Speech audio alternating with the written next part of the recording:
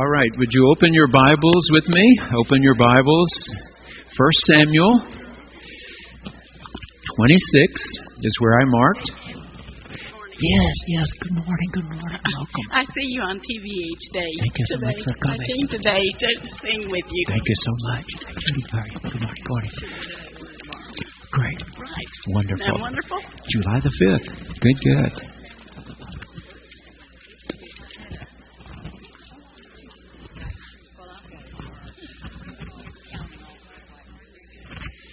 All right.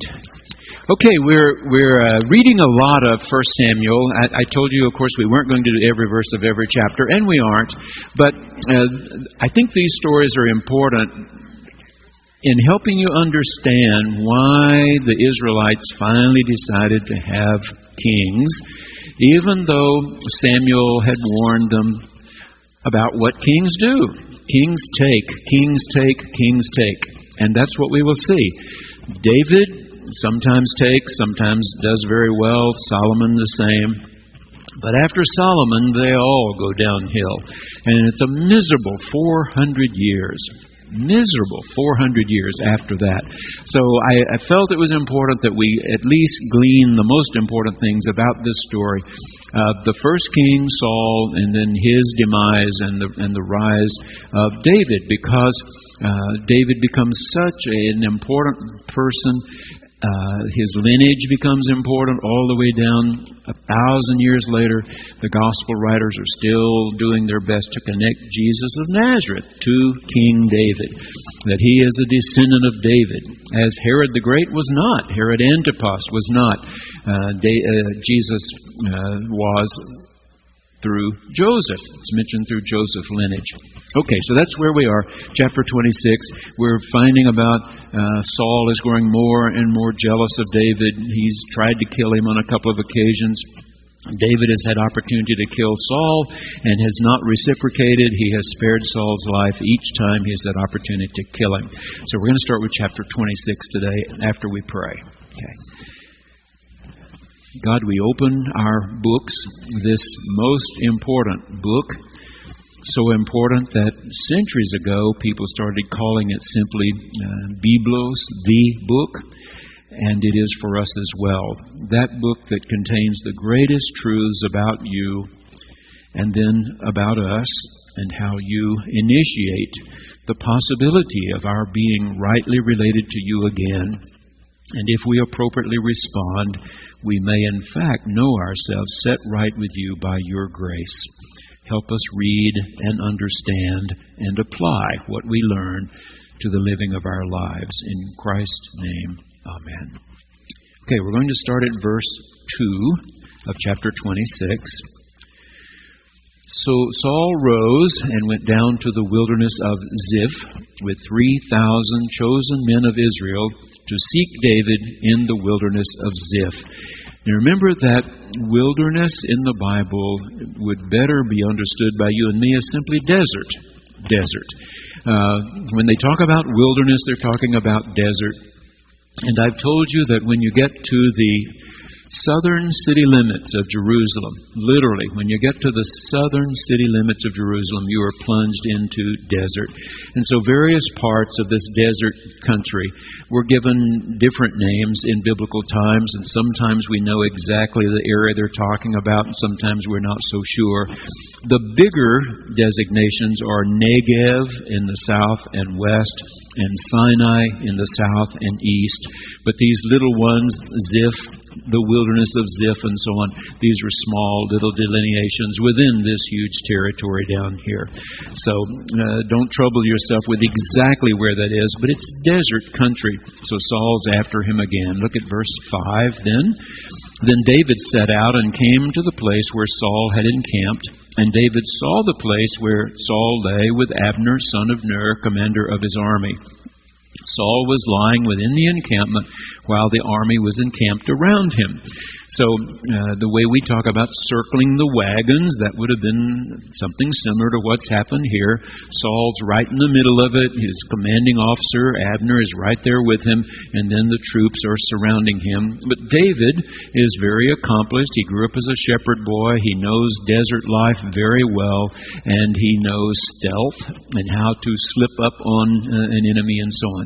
So David is watching this encampment. Look at verse 6. So David said to Ahimelech the Hittite and to Joab's brother Abishai, son of Zeruiah, and notice here that Joab will be David's strong right-hand man. So Saul's right-hand man is Abner and David's is Joab. He will be the key. Who will go down with me into the camp of Saul? And Abishai said, I will go down with you. So David and Abishai went to the army by night.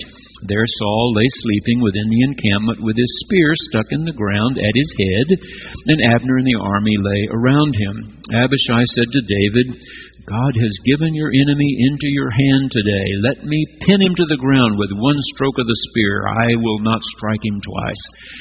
Meaning I won't need to. One good run through with a spear, I can pin him to the ground and your enemy will be dead. But David said to Abishai, do not destroy him, for who can raise his hand against the Lord's anointed and be guiltless?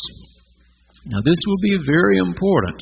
If David believes he has in fact been anointed next king, if this is going to fall his lot sometime in the future, you want to be sure folks don't think it's okay to kill the royal family. It's not okay to kill the royal family, is what he's trying to say. And remember that this word anointed one is the Hebrew word Messiah. Saul is Messiah, if it were. We don't have a right to kill him. But David said, as Yahweh lives, remember, Lord, if you're new with us, I don't mean to rush along with things you may not understand. Lord, remember, in good translations, translates always the name given to Moses at the burning bush. Eye Asher Eye, I am who I am. It's been shortened to 4 consonants in Hebrew, YHWH, hence we sometimes pronounce it Yahweh. The old King James translators took that word and made it Jehovah in English. Yahweh lives. Yahweh will strike him down, or his day will come to die, or he will go down into battle and perish. That is, if God wants me to become king and wants Saul to be done away, then God will have to do it. You and I are not about to do it here in the middle of the night. Yahweh forbid that I should raise my hand against the Lord's anointed. Now take the spear that is at his head and the water jar, and let's go. So as David has let Saul know down at En-Gedi that he could have killed him in a cave and didn't, he's going to leave evidence that he could have killed him again, and he didn't. I mean, Saul's spear is stuck in the ground right where he sleeps. All they had to do was slip it out of the ground and plunge it into Saul. They don't. They just take the spear and leave. So David took the spear that it was Saul's head and the water jar. It would have been the king's water jar, so it would be easily identifiable, and they went away. No one saw it or knew it, nor did anyone awake, for they were all asleep, because a deep sleep from Yahweh had fallen upon them. And so this storyteller means God's taking care of David. God's taking care of David. Someone could have awakened right there in the middle of the night. They could have awakened, and David and Abishai would have been in real trouble, surrounded by all of Saul's army, but instead they sleep in a deeper sleep than usual. God's taking care of David. That's what the storyteller wants you to know. So David went over to the other side. Remember, usually they camped on a hill with a wadi, a low place down underneath them, so that an enemy had to come up to them, and their weapons were more effective from the top of a hill. So David goes over to the other side and stood on top of a hill far away with a great distance between them. So you see, if Saul's army is on one hill and now David's back up on another, then they can be close enough that he could shout. They could hear each other back and forth, but they're still fairly far apart because you'd have to go down one hill and up the other to get to them. That's the point. You can sort of see that. So one's on one hill, one's on the other hill, but it's not so far from the top of the hill to the other if you could go straight across. But of course they can't. They would have to go down to get to the other. All right. David called to the army and to Abner, son of Ner, saying, Abner, this is Saul's commanding officer. Will you not answer? Then Abner replied, Who are you that calls to the king? And David said to Abner, Are you not a man? Who is like you in Israel? Why then have you not kept watch over your lord the king? For one of the people came in to destroy your lord the king. This thing that you have done is not good. Now, you don't win friends and influence people this way, folks. David is embarrassing the commanding officer of Saul's army in front of everybody else in that army. He is. This thing that you have done is not good. As Yahweh lives, you deserve to die because you have not kept watch over your Lord, the Lord's anointed. See now, where is the king's spear, or the water jar that was at his head? Saul recognized David's voice and said, Is this your voice, my son David? And David said, It is my voice, my Lord, O king. Skip down to verse 21. Then Saul said, I've done wrong. So once again, he acts as if he's terribly repentant here, because he's been down in the desert looking for David to kill him. David could have killed him in return and didn't. I've done wrong. Come back, my son David, for I will never harm you again, because my life was precious in your sight today. I've been a fool and have made a great mistake. David replied, Here is the spear, O king. Let one of the young men come over and get it. Yahweh rewards everyone for his righteousness and his faithfulness.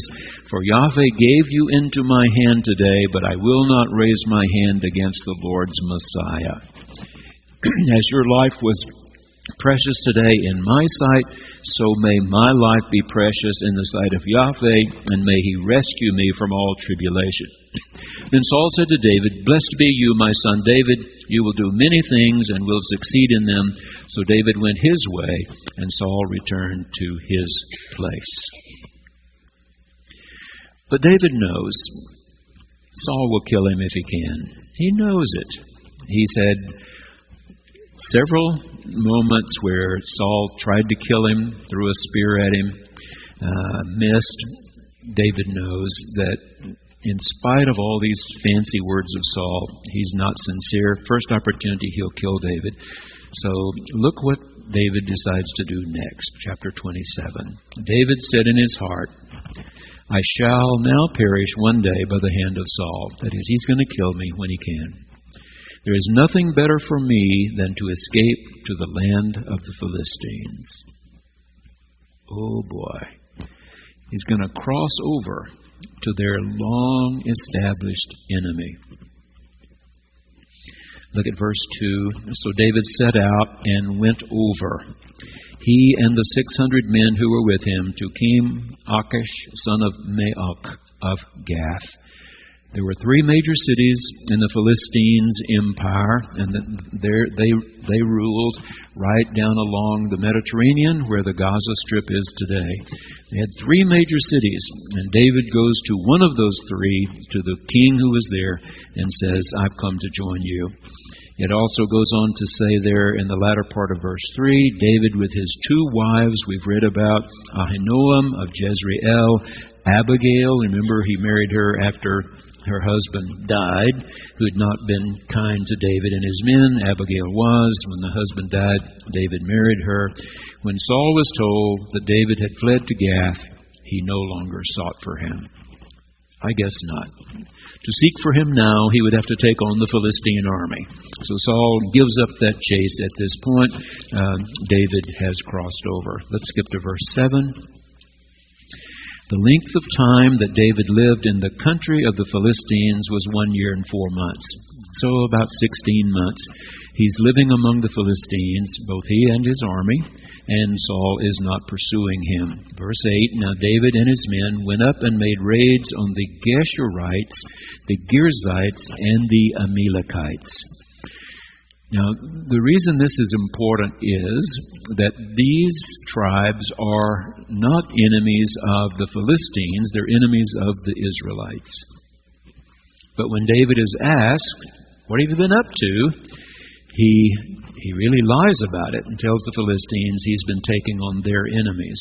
But he hasn't. He's been taking on the enemies of the Jews. Look at verse 10. When Achish asked, Against whom have you made a raid today? David would say, Against the Negeb of Judah. Not true. Or against the Negeb of the Jerahmeelites, or against the Negeb of the Kenites. Not true. David left neither man nor woman alive to be brought back to Gath, thinking they might tell about us and say, David has done so and so. So it means he left no witnesses. When he would raid one of these tribes that was an enemy, they were enemies to the Jews, he would kill them all, so that there would be none who could escape and tell the Philistines the truth about it. Verse 12, Achish trusted David, thinking, He has made himself utterly abhorrent to his people Israel. He's been telling Achish he's been attacking the Israelites' friends, when in fact he hasn't. He's been attacking the Israelites' enemies. He has made himself abhorrent to his people Israel, therefore he shall always be my servant. I mean, he's burned his bridge. He's attacking his own people or friends of his people, so he belongs to me. That's what Achish thinks. Chapter 28. In those days the Philistines gathered their forces for war to fight against Israel. Achish said to David, You know, of course, that you and your men are to go out with me in the army. David said to Achish, Very well, then you shall know what your servant can do. I mean, David has been telling him he's been defeating enemies of the Philistines. He's not. He's been defeating enemies of the Israelites. But Achish thinks he's been defeating some of his enemies, and therefore David can be trusted, and not only trusted, but he's capable. So Achish said to David, Very well, I will make you my bodyguard for life. That's how much I trust you. You be right here, my right-hand guy. Verse 3, Now Samuel had died. Okay, so the one who had anointed Saul against his best judgment, God had said to him, warn the people about what kings do, and if they still are hooting and hollering for a king, anoint one. And so Samuel had anointed Saul, and Saul turned out to be a lousy king, and God said, okay, we got to get a new king, go anoint one of the sons of Jesse. You remember all that we read. Well, now Samuel is dead. He's gone. And all Israel had mourned for him and buried him in Ramah, his own city. Saul had expelled the mediums and the wizards from the land. Now, that may not seem important to you, but there were always fortune tellers around, precursors of horoscope folks. Okay. I'm still unhappy with Nancy Reagan for listening to horoscopes and planning Ronald Reagan's schedule around whatever this guru from California was telling her. Saul knew that the Jews had no dealings with fortune tellers. None. They didn't go to mediums. And so he's put them all out. But now the holy man who should have been able to give him some direction has died. So rather than finding someone else who's a holy person and close to the God of Israel, Saul's going to make a big mistake and go to a witch at Endor. Remember? And it'll be remembered through the rest of the Bible. Never go to the witches at Endor. But let's take this at a time here. He had expelled them all from the land. Verse 5, when Saul saw the army of the Philistines, he was afraid and his heart trembled greatly. I mean, he sees the enemy coming, and they have chariots with metal wheels, and they made a ferocious noise. People like Josephus wrote, horrible noise, and here they were rumbling across the desert coming toward him. Okay. Verse 7, Saul said to his servants, "Seek out for me a woman who is a medium, so that I may go to her and inquire of her." His servants said to him, "There is a medium at Endor." Okay. When we were in Greece, we were told by our guide that Greeks still put a great deal of stock in mediums, fortune tellers, that in World War II, he said, this man was getting along in years, he said in World War II, as the Germans were attacking Greece, and of course they would add Greece to their territory, he went to a medium and asked her, "Which way are the Germans coming, and how should I flee the city of Athens?" And so she told him, and he went the way she told him, and the Germans were there and captured him. I said, "Oh, so I guess you learned your lesson. You'd never do that again." "Oh, no, I would do it again the next time." So, some people never learn. There's a medium at Endor, he was told. So Saul disguised himself. I mean, he knows as king he's not supposed to be doing this. He put on other clothes and went there, he and 2 men with him. They came to the woman by night, and he said, "Consult a spirit for me. Bring up for me the one whom I name to you." The woman said to him, "Surely you know what Saul has done." She doesn't know she's talking to Saul. "How he has cut off the mediums and the wizards from the land." In other words, I know that I'm in danger here if you should tell the king I'm still around. "Why then are you laying a snare for my life to bring about my death?" But Saul swore to her by Yahweh. Yahweh, who doesn't allow mediums for his people, you see. "As Yahweh lives, no punishment shall come upon you for this thing." Then the woman said, "Whom shall I bring up for you?" Okay, call back from the dead someone. And he answered, "Bring up Samuel for me." So see, it's all under the guise, I need advice from a holy man. The holy man has died, so I've come to you, a witch, to conjure him up, so he'll speak to me. When the woman saw Samuel, she said she did, she cried out with a loud voice, and the woman said to Saul, "Why have you deceived me? You are Saul."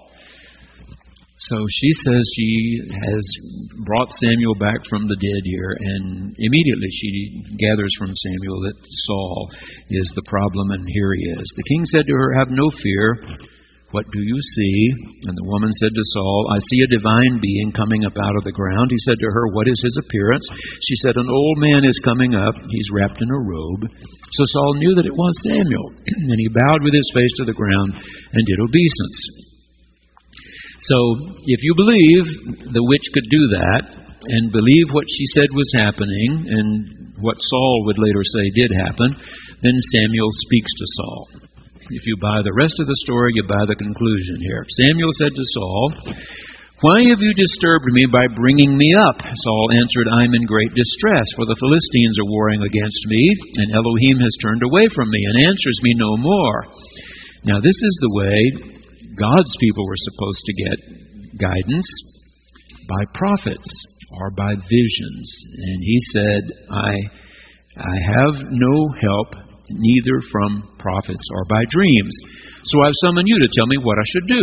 Samuel said, "Why then do you ask me, since Yahweh has turned from you and become your enemy?" I mean, I'm on the Lord's side, and the Lord's not speaking to you, Saul. Yahweh has done to you just as he spoke by me, for Yahweh has torn the kingdom out of your hand and given it to your neighbor David.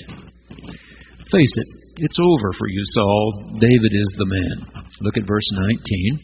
"Moreover, Yahweh will give Israel, along with you, into the hands of the Philistines, and tomorrow you and your sons shall be with you. Yahweh will also give the army of Israel into the hands of the Philistines." Immediately Saul fell full length on the ground, filled with fear because of the words of Samuel. There was no strength in him. He had eaten nothing all day and all night. I mean, he's worried. Some people get worried and they eat, and some people get worried and they don't eat.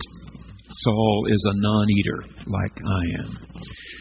When I'm really troubled about something, I don't eat. See? Okay, so he's in dire straits here. He's gotten the message through this witch at Endor that the Philistines are going to overpower him and his army.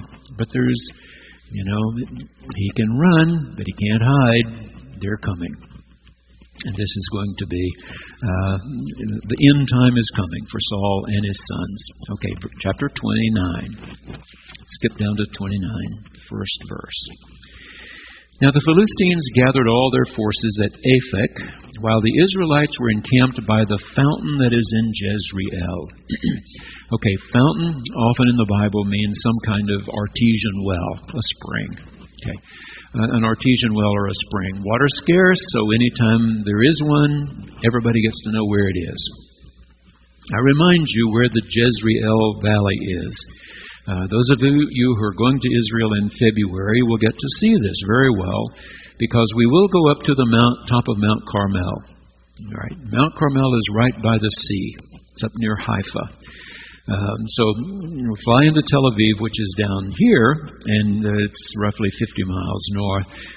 We will go the next day up the coast, Caesarea first, and then on up to Mount Carmel. And when you get up on Mount Carmel, you can look right down into the Jezreel Valley.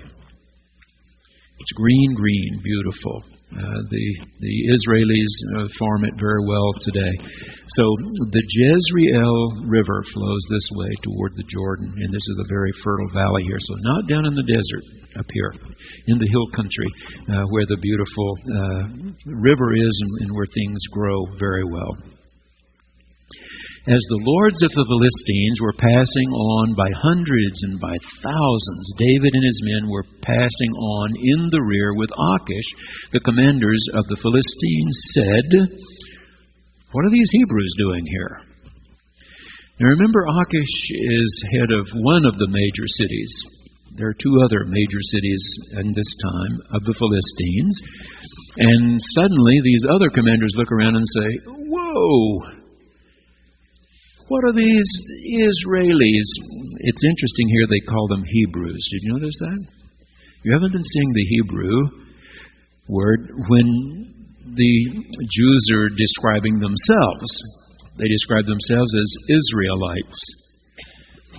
And suddenly this is a term being used in a derogatory way. Scholars have tried to find where this word began, Hebrew. And the closest they can find is back in Egypt, when there were almost what you and I would call today poor white trash, or what they call in Europe gypsies. The Haberu were people who were looked down upon as subhuman almost. No morals, no work ethic, no etc. So if you wanted to say something really nasty about somebody, probably the word you would use. Now that's not true today. Jews today do not mind being called Hebrews, and they use the word Hebrew with some pride now. But scholars think it may well have come from a very derogatory term way back there a long time ago. Probably not being used in a complimentary way here. What are these Hebrews doing here with us? So Achish, who's come to trust David, wrongly so, but nonetheless he has, said to the commanders of the Philistines, "Is this not David, the servant of King Saul of Israel, who has been with me now for days and years?" We've been told 16 months. "Since he deserted to me, I have found no fault in him to this day." But the commanders of the Philistines were angry with him for bringing these Hebrews along. And the commanders of the Philistines said to him, "Send the man back, so that he may return to the place that you've assigned to him. He shall not go down with us to battle, or else he may become an adversary to us in the battle." So David's, you and I would say, has pulled the wool over the eyes of Achish. He's not pulled the wool over the eyes of the others. And they say, "He's not going with us. These 600 of his are not going with us. Send him back." So, verse 6, Achish called David and said to him, and notice here, he speaks with Yahweh's name. Isn't that interesting? A name that no one knew until Moses' time, Now, 200 years later, this Philistine knows the name. We discovered when the first spies were sent across the river by Joshua, here we had a prostitute, and she knew the name. I believe the future is with Yahweh, your Elohim, she said to the spies. You remember? Okay, so here is a Philistine who seems to know the name. As the I am who I am lives, you've been honest, and to me it seems right that you should march out and in with me in the campaign. That is, I trust you, David. Look at the very last sentence of verse 6. Nevertheless, these feudal lords here, these tribal lords, do not approve of you, so go back now and go peaceably. Do nothing to displease the lords of the Philistines. David said to Achish, he's putting on a really good act here, what have I done? Verse 9, Achish replied to David, I know that you are as blameless in my sight as an angel of Elohim. Nevertheless, the commanders of the Philistines have said, he shall not go up with us to the battle. Verse 11, so David set out with his men early in the morning to return to the land of the Philistines, but the Philistines went up to Jezreel. Okay, now when you and I say up and down, remember, we mean north and south. Up is north, down is south for us, but that's not true in biblical times. Usually in biblical times it has to do with elevation. Elevation. You go up into the hills or you come down. So all along the coast, of course, there are no hills. It's very flat. So it's very flat here. When you go up into the hills, I've told you that right down between the Mediterranean and the Jordan River, there are hills. And Jerusalem's built up in those hills. And the Jezreel Valley is up in those hills as well, you see. So when they go up to Jezreel, in this case, they are going north, but that's not what they mean. They mean up in elevation. Up in elevation. So here comes David, his 600 men. The other commanders don't trust him. Say to Achish, he's not going into battle with us. What if he turns on us with his 600 men? And we don't know if David would have or not, do we? We don't know if he would have finally rallied to Saul. Certainly if Saul were killed, and he will be, then David's 600 might then have turned on the Philistines. They probably were wise to send him back, so he and his men start back down to what is today the Gaza Strip, and the war, the battle will go on. It will occur up there in Jezreel. Okay? Everybody clear? Let's go to chapter 30. Now when David and his men came to Ziklag on the third day, remember they're just walking, most of them. Fighting from horseback hasn't become a prominent thing to do yet. This summer, earlier in the spring, I should say, when Gail and I were on vacation, we went to see the beautiful tapestry at Bayou. And some of you recall that this tapestry was made just a few years after William the Conqueror took England. Crossed over from Normandy and took England. And one of the reasons he was successful was that he had his men taught how to fight from horseback. The British soldiers, by and large, were on foot. And not only were they on foot, they had been on exercises up in Scotland and had walked a couple of 100 miles, and then had to take on the forces of William the Conqueror, who were by and large on horseback. The tapestry shows that they had learned how to put these horses on their small ships and take them right across the English Channel. And when the horses were unloaded, these folks from Normandy jumped on the back of those horses and with spears in hand mowed down the British. But at this point, David and his guys are walking. So it takes a good long while to get back to the Philistine territory, and one of those three great cities was Ziklag. So David and his men came to Ziklag on the third day. The Amalekites had made a raid on the Negev and on Ziklag. They had attacked Ziklag, burned it down, and taken captive the women and all who were in it, both small and great. Now what that means is, of course, there were any number of tribal groups down in the Negev, and if somebody was not guarding their territory, somebody else was likely to attack it. And so the Philistines have gone up from this area. They've amassed most of their forces to finally try to deal with the Israelites and with King Saul. And while they're gone, one of these tribal groups out of the desert has attacked Ziklag, and they plunder the cities. And they rape the women, rape the women and take everything of value. So David gets there and discovers this is what's happened. Even though Philistines are not his people, he's been living among them now for some time, and he gets back and finds all this destroyed. Verse 4. Then David and the people who were with him raised their voices and wept until they had no more strength to weep. David's 2 wives also had been taken. Okay. So David and his 600 men have families there in the Philistine city, and they too have fallen prey to these Amalekites. You know that David and his 600 are not going to take that lightly. So starting with verse 6, David was in great danger, for the people spoke of stoning him, because all the people were bitter in spirit for their sons and daughters. Now, the reason they're wanting to stone David is he left his own family and their families defenseless. I mean, here he was riding off to war with their enemy, the Philistines, and while they're on this shenanigan, their own wives and children have been taken, and at this point they don't know if they're dead or alive. So they're ready to stone David. But David strengthened himself in Yahweh his Elohim. Verse 9.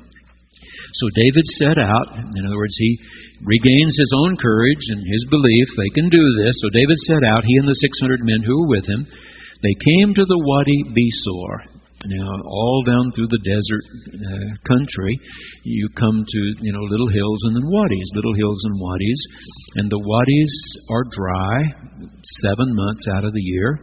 And then when it rains, they run full with water because the sand and the rocks are so hard and so dried that the water runs to the lowest place very quickly, and the wadi is lots of water when it rains in the late fall and winter, but not in the summertime. So the wadis were well known as places where sometimes there were water, sometimes not. So David and his men are looking for their families. They came to the Wadi Besor, where those stayed who were left behind. That is, a couple of hundred men stayed there. But David went on with the pursuit. He and 400 men, 200 stayed behind, too exhausted to cross the Wadi Besor. So it's almost like the time of Gideon, you remember, when he starts out with a huge big army, and then God pares them down and pares them down. In this case, David and his men have already made a long trek all the way from the Jezreel Valley, all the way back down, walking all the way. Most of them had no mounts. They walked, and now they're chasing an enemy who's taken their wives and their children. And 200 can't make it, roughly a third of them. So David and the 400 are still ready to go. Let's go to verse 16. Maybe you don't know enough there. Let's wait a second here. Well, let's go with verse 11. Maybe we should read this to make it very clear. In the open country, they found an Egyptian and brought him to David. They gave him bread and he ate. They gave him water to drink. They gave him a piece of fig cake, 2 clusters of raisins. When he had eaten, his spirit revived, for he had not eaten bread or drunk water for 3 days and 3 nights. Then David said to him, "To whom do you belong? Where are you from?" "I'm a young man of Egypt, servant to an Amalekite. My master left me behind because I fell sick 3 days ago. We've made a raid on the Negeb of the Sherethites and on that which belongs to Judah and on the Negeb of Caleb, and we burned Ziklag down." David said to him, "Will you take me down to this raiding party?" And he said, "Swear to me by Elohim that you will not kill me or hand me over to my master, and I will take you down to them." David says, "I want you to show me where they are." Now, verse 16 will be clear to you. So when he, this Egyptian, had taken him, David, down, they were spread out all over the ground. That is the enemy, the Amalekites. They're camped out now. They're enjoying the spoils of their raids. They're spread out all over the ground, eating and drinking and dancing because of the great amount of spoil they had taken from the land of the Philistines and from the land of Judah. David attacked them from twilight until the evening of the next day. Not one of them escaped, except 400 young men who mounted camels and fled. Remember, most of David's men are on foot. So if you had a camel, you might could get away. Well, they killed them all. Well, not 400 of them. They got on camels and got away. David recovered all that the Amalekites had taken, and David rescued his 2 wives. Nothing was missing, whether small or great, sons or daughters, spoil or anything that had been taken. David brought back everything. All right? Now, there are a few more details I don't think are important to us. Let's go to chapter 31, back at the battle up in Jezreel. Now the Philistines fought against Israel, and the men of Israel fled before the Philistines, and many fell on Mount Gilboa. The Philistines overtook Saul and his sons, and the Philistines killed Jonathan, the one whom David loved so very much, killed Jonathan and Abinadab and Melchishua, the sons of Saul. The battle pressed hard upon Saul. The archers found him. He was badly wounded by them. Then Saul said to his armor-bearer, "Draw your sword and thrust me through with it, so that these uncircumcised may not come and thrust me through and make sport of me." You know, sometimes they would gouge out your eyes, blind you in some way, burn you, any number of things that could happen. Saul could see the end was near. Go ahead and kill me. Don't let me wait for these uncircumcised. But his armor-bearer was unwilling, for he was terrified. He knew what David had said. Even if he hadn't heard David, it was the general attitude, you don't touch the Lord's anointed. You don't touch the Lord's anointed. So he's terrified. What's he supposed to do? The king's telling him to kill him, and he's thinking he can't do that. So Saul took his own sword and fell upon it. When his armor-bearer saw that Saul was dead, he also fell upon his sword and died with him. So Saul and his 3 sons and his armor-bearer and all his men died together on the same day. When the men of Israel who were on the other side of the valley and those beyond the Jordan, that is, over on the east side of the river, saw that the men of Israel had fled and that Saul and his sons were dead, they forsook their towns and fled, and the Philistines came and occupied them. The next day, when the Philistines came to strip the dead, they found Saul and his 3 sons fallen on Mount Gilboa. They cut off his head, stripped off his armor, and sent messengers throughout the land of the Philistines to carry the good news to the houses of their idols and to the people. They put Saul's armor in the temple of Astarte. She was the primary female goddess of fertility. Remember, the primary male was Baal. His consort was Astarte. Most every significant city of the Canaanites had some kind of shrine or idol to these 2. They put Saul's armor in the temple of Astarte, and they fastened his body to the wall of Bethshan. Okay, let me just remind you, those of you who are going to get to go, some of you have already been to Israel, that Bethshan is one of the better preserved ruins today. Bethshan continued to be a thriving city all the way through the Roman occupation. So for the next 1,000 years, Bethshan was an important place. It is south of the Jezreel Valley and Mount Gilboa, right near the banks of the Jordan River. Okay. It's roughly halfway between the lake and the Dead Sea, right about here. And I just remind you that 1983, Gail and I and our boys went to Israel for the first time. And at that point, there was just a trapezoidal shape. And they talk about the trapezoidal shapes. Okay, remember, 2 sides parallel, 2 not parallel. So when little towns, they were not cities the size of Chicago or anything, when these little towns were defeated and abandoned, the blowing winds finally would cover them over, and then grass would grow over them. And the way the winds blow create the trapezoidal shapes. And there are a number of them. From the bus window, the guide will say, you see that trapezoidal shape? We haven't had enough money yet to dig down into that one, and that one, and that one. Well, with the demise of the Soviet Union and the freeing of far more Jews who lived in Russia, many of them came to Israel right at the end of the 1980s and early 90s.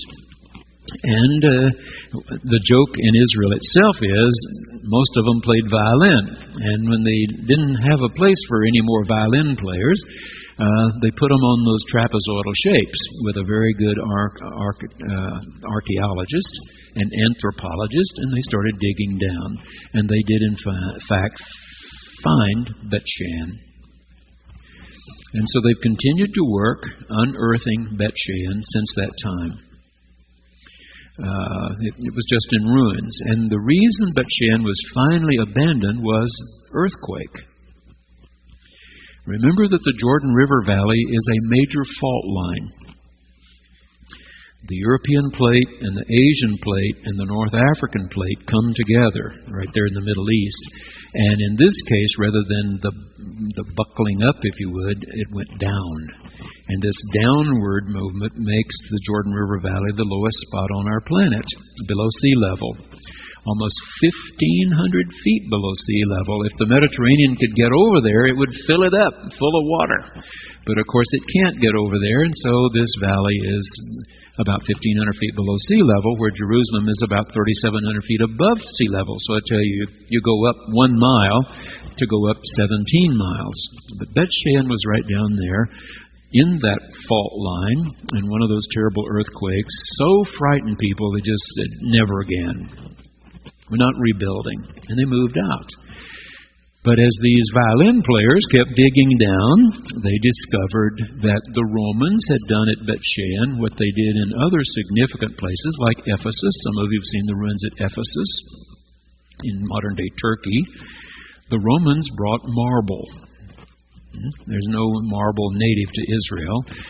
The Romans brought marble and carved their beautiful columns and created a main street in Bet-Shan, and the Romans called the main street the Heart.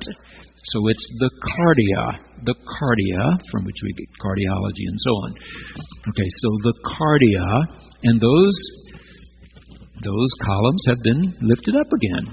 Now, the city's not been rebuilt, they're just ruins, but they're still impressive ruins, I think. And so here you have the Roman columns so that you can see where the cardia was, and you can see some other things that they've kept digging. So Bet-Shan is one of the more significant places.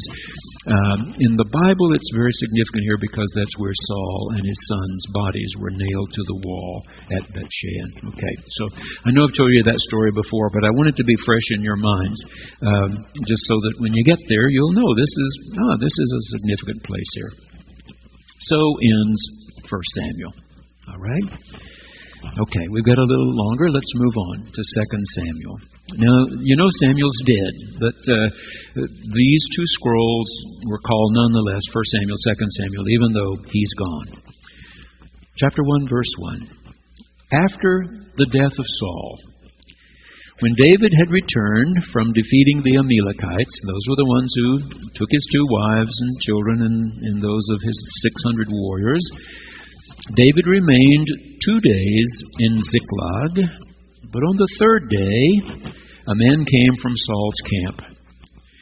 So you're sort of adding this up. It took David and his men 3 days to get to Ziklag. Once they were told, you can't fight with us, go home, go back. It took them 3 days to get there. Well, guess what? It takes 3 days for a messenger to get there also, who's come from the battlefield.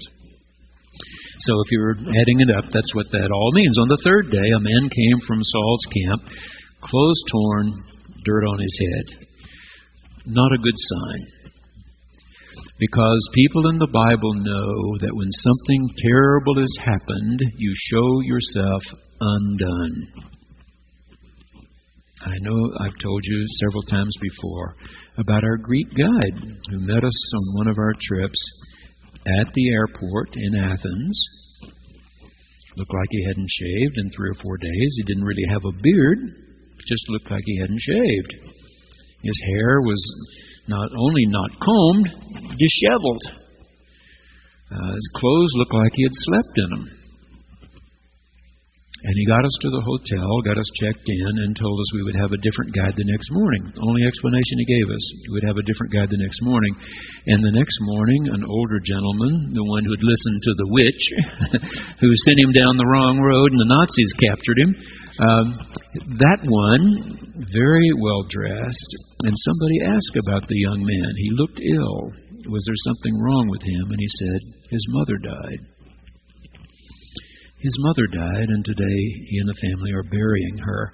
And so in Greece, among these people, it was customary to show people when you're undone. You're not supposed to look good in Greece when your mother's died. You look undone, so you don't shave, and you show that you haven't combed your hair, and you show that you've been sleeping in your clothes and haven't showered and so on. All right? So biblical time's the same. When this runner comes, clothes torn, dirt on his head, this is not good. When he came to David, he fell to the ground and did obeisance. David said to him, "Where have you come from?" He said to him, that means the runner says to David, "I have escaped from the camp of Israel." David said to him, "How did things go? Tell me!" Exclamation point. Tell me. He answered, "The army fled from the battle, but also many of the army fell and died. And Saul and his son Jonathan also died." Then David asked the young man who was reporting to him, "How do you know that Saul and his son Jonathan died?" And the young man reporting to him said, "I happened to be on Mount Gilboa, and there was Saul leaning on his spear, while the chariots and the horsemen drew close to him. When he looked behind him, he saw me and called to me. I answered, 'Here, sir.' He said to me, 'Who are you?' I answered, 'I'm an Amalekite.'" Are you listening? Amalekites. An Amalekite raiding party had taken Ziklag. David's 2 wives and the wives of his 600, their families, had looted the city. David has chased them down and killed them all, rescued the families, and this young man says, "I'm an Amalekite." Oh-ho. And Saul said to me, "Come stand over me and kill me, for convulsions have seized me, and yet my life still lingers." So I stood over him and killed him, for I knew that he could not live after he had fallen. I took the crown that was on his head and the armlet that was on his arm, and I brought them here to my Lord. And he's sure David's going to be thrilled about that. You and I know he's not going to be thrilled. One does not harm the Messiah. So David took hold of his clothes, meaning his own, not the young man, took hold of his clothes and tore them, and all the men who were with him did the same, to show that they understand the gravity of this moment. They mourned and wept and fasted until evening for Saul and for his son Jonathan and for the army of Yahweh and for the house of Israel, because they had fallen by the sword. But after all this grieving, David turns to the young man. "Where do you come from?" And he answered, "I'm the son of a resident alien, an Amalekite." David said to him, "Were you not afraid to lift your hand to destroy the Lord's anointed?"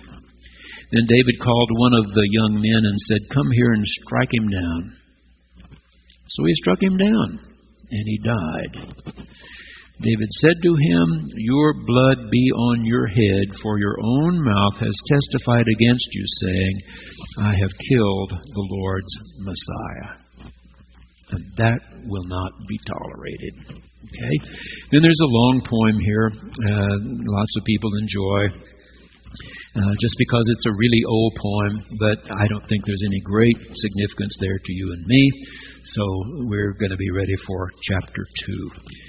It's almost time for church, and I have to go pray with the choir and do all those good things. So if you will write down July 11, we will see what David's going to do next with this sad, sad news that his favorite, Jonathan, has been killed along with Saul, and finally this anointing that was bestowed on him by Samuel years before can take effect. What will he do? What will he do as the next king? If you haven't been to church, don't rush away. Just get ready to sing with us.